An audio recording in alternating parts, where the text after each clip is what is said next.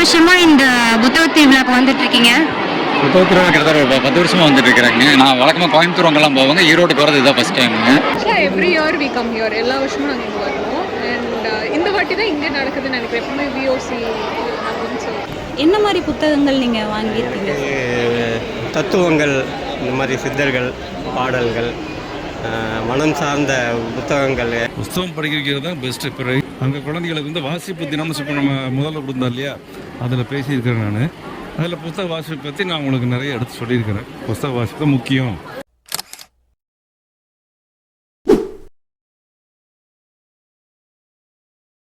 இந்த புக்கு வாங்கி படிக்கிறது பரவாயில்ல நினைக்கிறீங்களா, இல்லை வந்து ஃபோனே பெட்டர்னு ஃபீல் பண்ணுறீங்களா?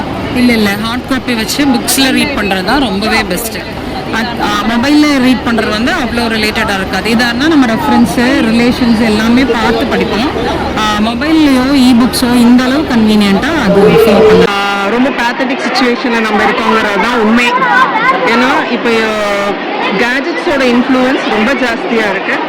Gadgets in the sense online லைப்ரரியில் புக்ஸ் படிக்கிறாங்க, பட் அந்த ஸ்க்ரீனோட இஃபெக்ட் வந்து நம்மளுக்கு சீக்கிரம் ஒரு பெரிய தாக்கத்தை, ஒரு பேட் இம்பேக்ட், அதாவது not only of health but also of the mind. நாங்கள் வந்து ராஜ்மோகன் பதிப்பகம் எங்கள் பதிப்பகம். நாங்கள் சென்னையிலேருந்து வந்திருக்கோம். 1970 எங்கள் கம்பெனி ஆரம்பித்தது.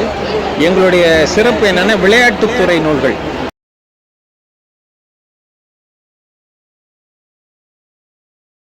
நீங்க இவ்வளவு வருஷம் வரீங்கல்ல, இது அப்பவும் இப்போ என்ன டிஃபரன்ஸ் என்ன தெரியுது உங்களுக்கு? என்ன இப்போ புக்ஸ் எல்லாம் நிறைய நம்ம அதிகமாக தேட தேவையில்லை. எல்லாமே புக்கு ஈஸியாக கிடைக்குது. அதனால ரொம்ப சௌகரியமாக. 21 வருஷமா இதை ஏற்பாடு பண்ணி நடத்திக்கிட்டு இருக்கிற ஸ்டாலின் குணசாரனுக்கு ரொம்ப நன்றி.